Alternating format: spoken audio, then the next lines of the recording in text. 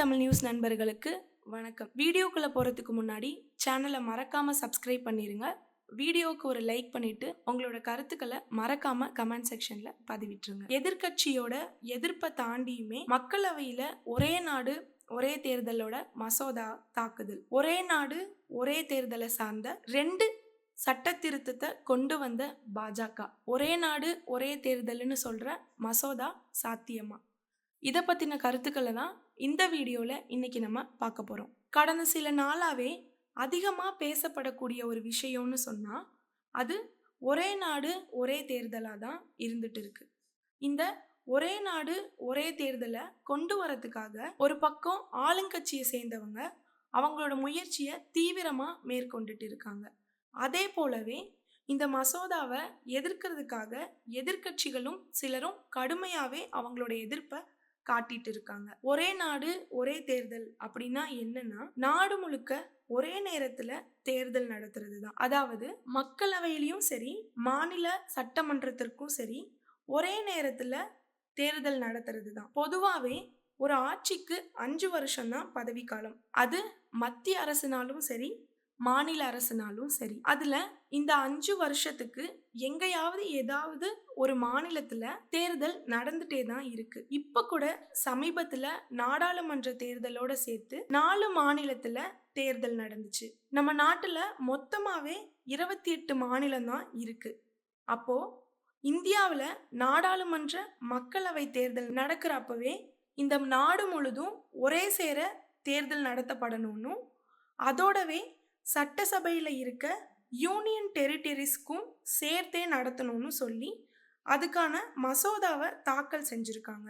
இந்த மாதிரியான மசோதாக்களை நிறைவேற்றணும்னா அது ஃபஸ்ட்டு அரசியல் சாசன மசோதாவா இருந்தால் தான் அதை நிறைவேற்றவே முடியும். அது நிறைவேறிய அப்புறம்தான் இந்த ஒரே நாடு ஒரே தேர்தல்ன்றதை அமலுக்கே கொண்டு வர முடியும். இது போலவே உள்ளாட்சி தேர்தல்லையும் இந்த நாடாளுமன்ற மக்களவை தேர்தலை ஒரு சேர நடத்துறத போலவே அது முடிஞ்சு 100 நாட்களுக்குள்ள இந்த உள்ளாட்சி தேர்தலையும் நடத்தணும்னு இந்த ஒரே நாடு ஒரே தேர்தல்ன்றது அரசியல் சாசன மசோதான்றதால நேற்று டிசம்பர் 17 அன்னைக்கு நடந்த நாடாளுமன்ற குளிர்கால கூட்டத்தொடர்ல இந்த மசோதாவை தாக்கல் செஞ்சிருக்காங்க. அதுக்கு எதிர்க்கட்சியினர் கடுமையாவே அவங்களுடைய எதிர்ப்பை தெரிவிச்சிருக்காங்க. அதே சமயத்துல ஆளுங்கட்சியினரும் அவங்களுடைய ஆதரவையும் தெரிவிச்சிருக்காங்க. இந்த ஒரே நாடு ஒரே மசோதா வேணும்னு 32 கட்சிகளும் வேண்டாம்னு 15 கட்சிகளும் சொல்லியிருக்காங்க. ஆல்ரெடி இதுக்காக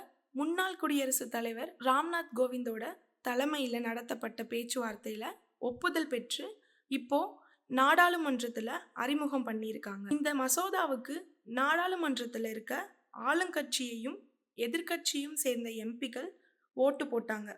அதுல இந்த மசோதாவுக்கு ஆதரவா 269 எம்பிக்களும் எதிரா 198 எம்பிக்களும் ஓட்டு போட்டிருக்காங்க. இப்போ ஒரு நாடாளுமன்ற அரசியல் சாசனத்துல ஏதாவது திருத்தம் கொண்டு வரணும் அப்படின்னா அதுக்கு 2/3 மெஜாரிட்டின்றது வேணும். ஆனா இன்னைக்கு பார்லிமெண்ட்ல இருந்த 377 எம்பிகளோட ஆதரவாவது இருந்தா தான் மசோதாவே அரங்கேற்ற முடியும்.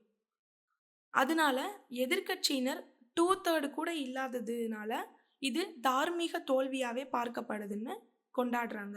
ஆனா இது டிசிஷன் ஆஃப் ஹவுஸுக்கு அனுப்பக்கூடிய வாக்குப்பதிவு தான். அதனால சிம்பிள் மெஜாரிட்டி இருந்தாவே போதும்னு இப்போ இந்த மசோதா ஜேபிசிக்கு அனுப்பப்பட்டிருக்கு. இதுவே நாடாளுமன்றத்துல முதல் முறையா மின்னணு வாக்குப்பதிவு நடந்திருக்கு. அதுலயும் இவிஎம் மிஷின் அதிகமா ஒர்க் ஆகலைன்னு சொல்லி பாதி பேருக்கு மேல சொன்னதால அதுக்கப்புறமா சீட்டு வாக்குப்பதிவு செஞ்சிருக்காங்க. மறுபடியும் இங்க வர அப்போ கண்டிப்பா 2/3 மெஜாரிட்டி வேணும். அதே மாதிரி மாநில சட்டசபையில பாதி சட்டசபை இதுக்கு ஆதரவு தெரிவிக்கணும். மேலும் ஜனாதிபதி அதுக்கப்புறமா ஜனாதிபதி சைன் பண்ணாதான் இது அமலுக்கு கொண்டு வரவே முடியும். இப்போ இந்த ஒரே நாடு ஒரே தேர்தலை கொண்டு வரதுக்காக 2 காரணத்தை தான் ஆளுங்கட்சியினர் சொல்றாங்க. அது என்னன்னா, ரிப்பீட்டடா எலெக்ஷன் வைக்கிறதால தேர்தல் மைண்ட்லயே இருக்காங்க பீப்புள் அப்படின்றதையும், தேர்தல் பிரச்சாரத்துக்காகவே இருக்கணும், தேர்தல் பிரச்சாரம் செய்யறதுலயே பிஸியா இருக்காங்க கட்சிக்காரர்களும் சொல்றாங்க. இதுவே ஒரே நாடு ஒரே தேர்தலா இருக்கும் பட்சத்துல, ஒரு முறை தேர்தல் வச்சு முடிச்சுட்டோம்னா, அதுக்கப்புறம் அவங்களுடைய ஆட்சிய செய்றதுக்காக பாப்பாங்க கட்சிக்காரங்க அப்படின்னு சொல்லிட்டு ஒரு காரணம் சொல்றாங்க. 2வது காரணம் அதிகபட்சமான செலவ உண்டாக்குது. தேர்தல் செலவு மிகவும் அதிகமா இருக்கு. அதுவும் இப்ப ரீசென்ட்டா பேசின ஒருத்தர் சொல்லியிருக்காரு. ஒரு தேர்தல் நடத்துறதுக்கு 2000 கோடிக்கு மேல செலவாகிறதாக சொல்லியிருக்காரு. அதனால இப்போ நாடு முழுவதும் ஒரே நேரத்துல ஒரு தேர்தல வச்சு முடிச்சுட்டோம் அப்படின்னா, தேர்தல் செலவும் குறையும் அப்படின்றதாகவும் அவங்க சொல்லியிருக்காங்க. இப்போ இது எல்லாமே பாசிபிள் ஆனா, இந்த ஒரே நாடு, ஒரே தேர்தல் அமலுக்கு வரதுக்கு எப்போ வாய்ப்பு இருக்குன்ற ஒரு கேள்வி எழுந்திருக்கு. அதுக்கு சட்ட வல்லுனர்கள் சொல்லக்கூடிய பதில் என்னன்னா, 2029ல அமலுக்கு கொண்டு வர வாய்ப்பு இருக்குன்னு சொல்லியிருக்காங்க. ஆனா, இப்போ அத தொடர்ந்து இன்னொரு கேள்வி என்னன்னா, வரக்கூடிய 2026ல தமிழ்நாட்டுல சட்டப்பேரவை தேர்தல் நடக்கிறதுக்கு இருக்கு. அப்போ ஒருவேளை இந்த மசோதா நிறைவேறி இது அமலுக்கு வந்துச்சுன்னா, அப்போ தமிழ்நாடு அரசு பதவிக்காலம் 3 வருடமா இருக்குமே. மக்களால தேர்ந்தெடுக்கப்படக்கூடிய ஒரு அரசோட பதவிக்காலத்த 5 ஆண்டு பதவி செய்றதுல இருந்து 3 ஆண்டா நீங்க எப்படி கட் ஷார்ட் பண்ண முடியும்? ஒருவேளை தொங்கு சட்டமன்றம் அமைஞ்சா என்ன பண்ணுவீங்கன்ற ஒரு கேள்வியும் வருது. அதுக்கு ஒரு எலெக்ஷன் வச்சுக்கலான்னு சொன்னாலும் கூட, அத எப்படி நடத்த முடியும்? அப்படி நடந்தா ஒரே நாடு ஒரே தேர்தல்ன்ற கான்செப்ட்டே கொஸ்டின் மார்க் தானே.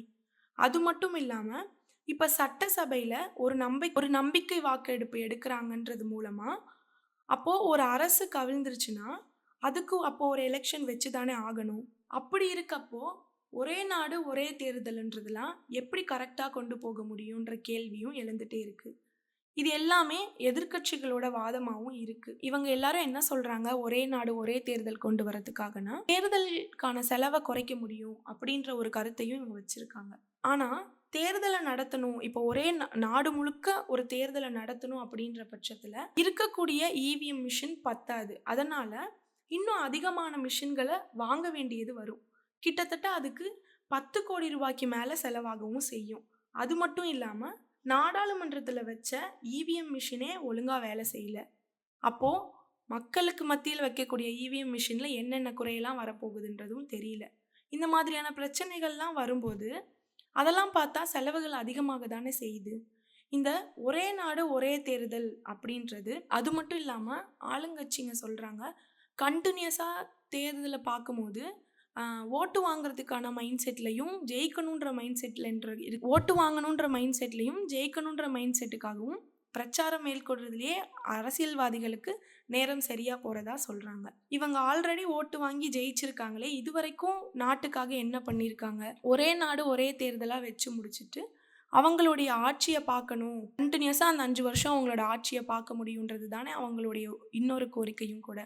ஆனா, இப்ப அவங்க ஜெயிச்சு முடிச்சுட்டு என்ன பண்ணிட்டு இருக்காங்கன்றது தெரியல இல்லையா? இப்போ இந்த மசோதா டிசிஷன் ஆஃப் ஹவுஸ்க்கு போயிருக்கு. மறுபடியும் நாடாளுமன்றத்துக்கு வரப்போ 2/3 மெஜாரிட்டி இருக்குமான்னா பெரிய கேள்விக்குறிதான்.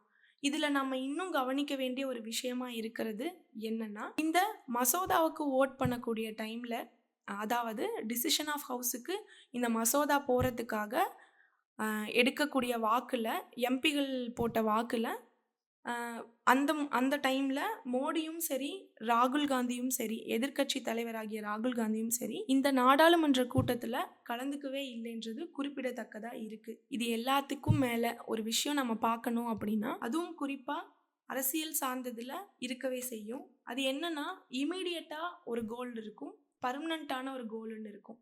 அதுல இவங்களோட இமீடியட் கோலா என்ன இருக்குன்றது தெரியுதுன்னா, அதானியோட பிரச்சனைகளை மறைக்கிறதுக்காகவும், அதை திசை திருப்பறதுக்காகவும்ன்றது மாதிரி தான் தெரியுது.